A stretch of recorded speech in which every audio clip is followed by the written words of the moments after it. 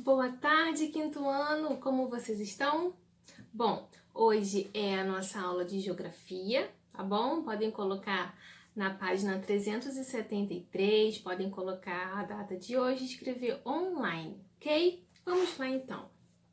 Índice de Desenvolvimento Humano. Quem já ouviu falar em IDH? É exatamente isso que fala essa página aí. Olha só. O Brasil é um país que tem uma elevada desigualdade social. Enquanto poucos têm renda elevada e ótimas condições de vida, muitos têm acesso limitado e serviços de qualidade, como saúde, educação e pouca renda. Como você acha que podemos medir a qualidade de vida da população de um local? O Índice de Desenvolvimento Humano, o IDH, se baseia nas estatísticas que apontam a qualidade de vida de uma população.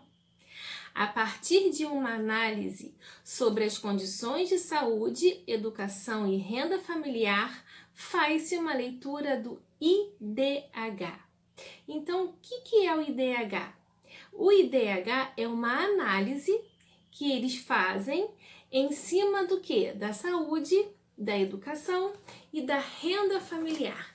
A tia vai pedir que vocês grifem esse parágrafo aí que a tia leu até IDH, tá bom? O segundo parágrafo até IDH, ok? Continuando. Trata-se de uma unidade de medida mundial. Esse índice pode ser usado para avaliar o desenvolvimento de países, estados e municípios e compará-los com outras localidades do mundo.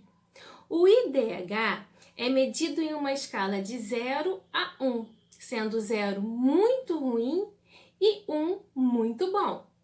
Quanto mais próximo de 1, melhores são os níveis de qualidade de vida da população. Quando uma pequena parte da população concentra a maior parte da renda em um país, ela pode ter melhores condições de vida, com acesso a propriedades e serviços que a maioria da população não consegue pagar. A desigualdade social, portanto, está relacionada diretamente com a concentração de renda nas mãos de poucos, o que causa uma grande diferença nas condições de vida da população. Então, vamos para a página 374. Bom, na página 374 temos atividades. Então, vamos lá. O gráfico abaixo compara o IDH de duas cidades brasileiras. Observe as informações de renda, expectativa de vida, que é saúde, que nós já estudamos, não é mesmo? E educação. Então, aí nós temos Índice de Desenvolvimento Humano de Belo Horizonte, lá em Minas Gerais, e de Porto Alegre do Tocantins, em 2010. Então, aí nós temos o gráfico do IDH de Belo Horizonte e temos o IDH de Porto Alegre do Tocantins. Aí vocês reparem, vocês observem e respondam a pergunta do número 1. Então, olha só. Qual desses dois municípios possuía um IDH mais alto em 2010? Belo Horizonte ou Porto Alegre do Tocantins? O que isso quer dizer? Vocês vão responder qual é o mais alto, IDH mais alto de qual cidade e responder o porquê em relação à renda, à expectativa de vida e educação, por que essa cidade é melhor ou não do que a outra em relação ao IDH, tá bom? Isso que vocês vão fazer. No Super Desafio, temos uma pesquisa para pesquisar na internet. Vocês já estão craques de fazer isso, não é mesmo? Pesquise no site do IBGE o IDH do município onde você vive. Mas, se vocês quiserem, vocês não precisam ir diretamente ao site do IBGE, tá bom? Qual que é a nossa cidade? Nós moramos na cidade de Angra dos Reis. Vocês podem escrever lá no Google IDH de Angra dos Reis, que vai aparecer alguns sites e vocês podem pesquisar direto, tá bom? Porque a tia tentou não, eu entrei no site do IBGE para poder pesquisar o IDH de Angra dos Reis e eu achei bem confuso o site para vocês poderem pesquisar, tá?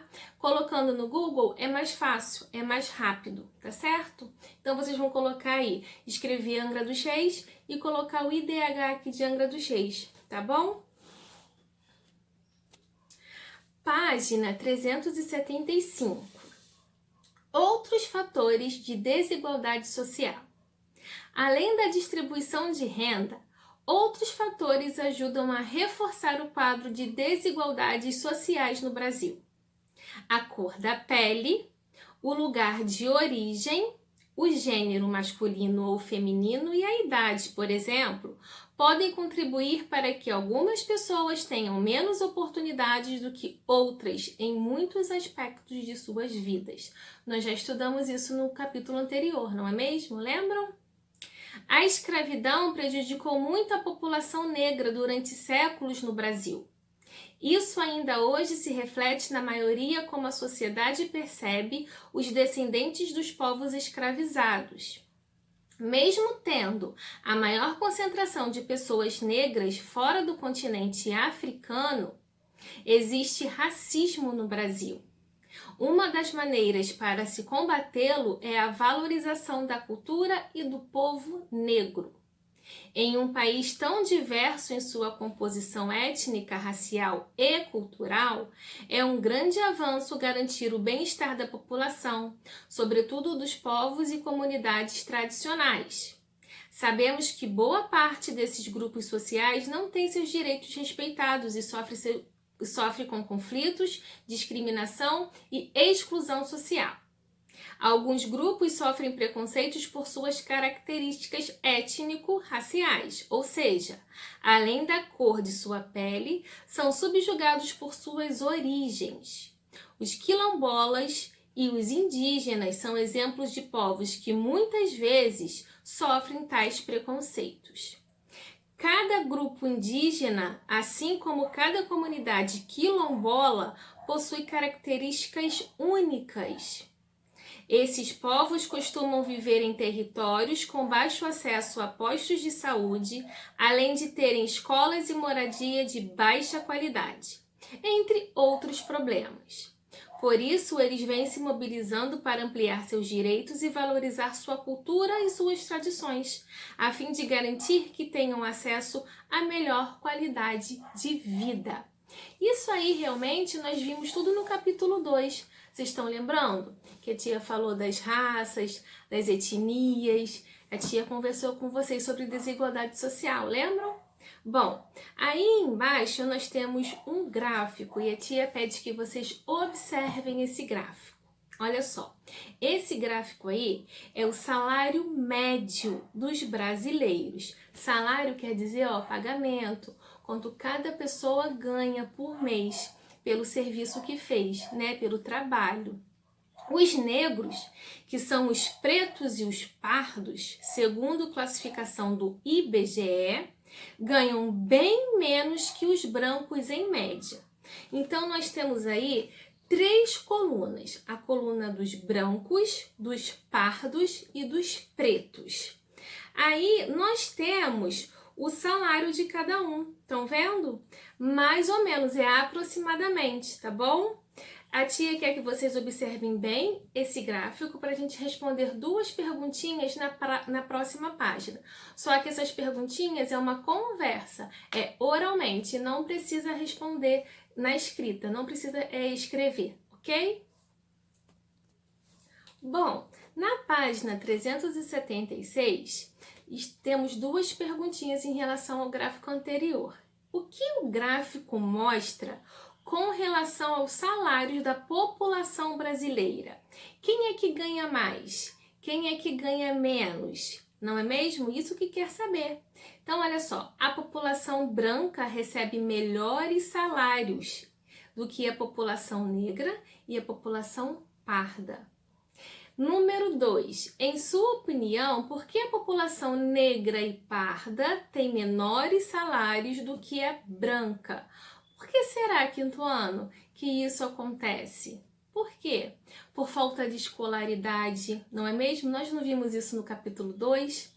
Acesso às escolas, desemprego, né? O branco leva vantagem por conta disso, né? Porque eles têm acesso melhor às escolas, à educação, não tem muito desemprego, não é mesmo? Então, essas duas perguntinhas aí é só pra gente conversar, tá bom? Vamos lá.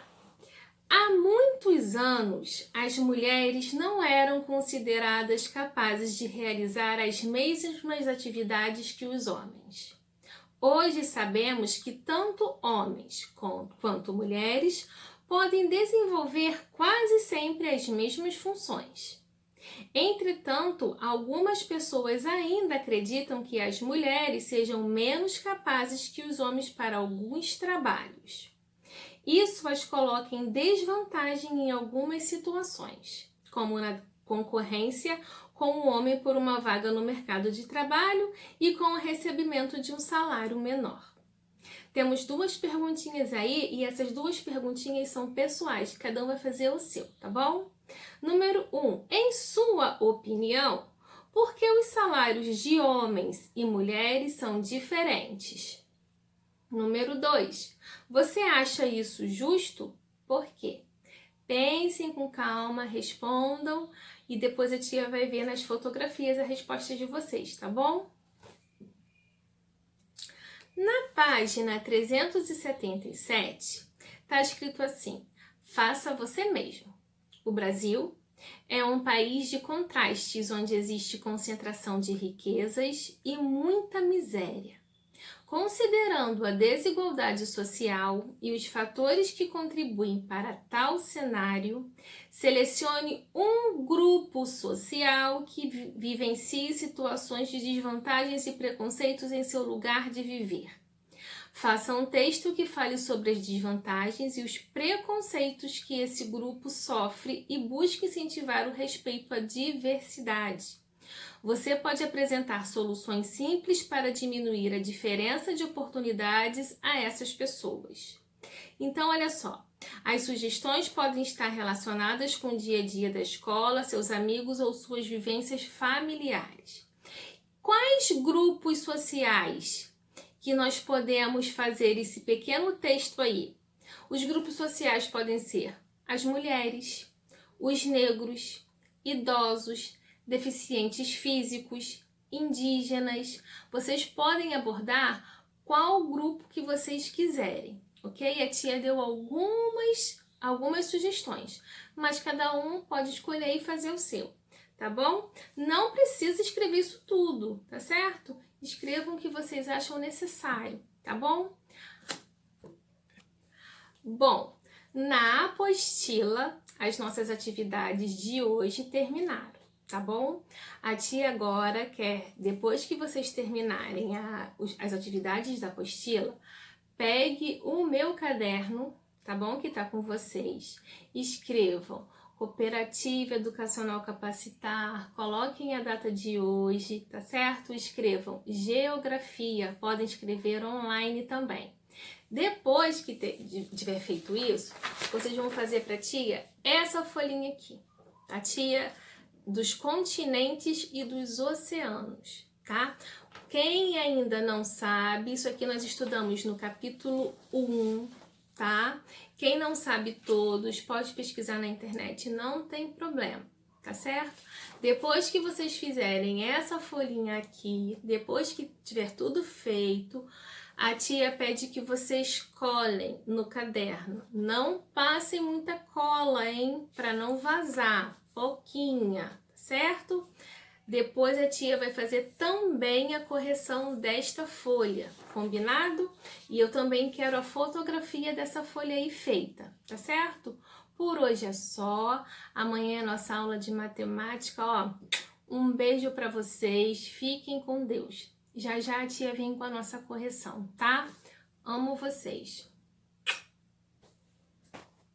Aqui, a tia Letícia pede que vocês escrevam Antártico lá embaixo, porque está errado, tá bom? Vai fazer essa atividade da folhinha.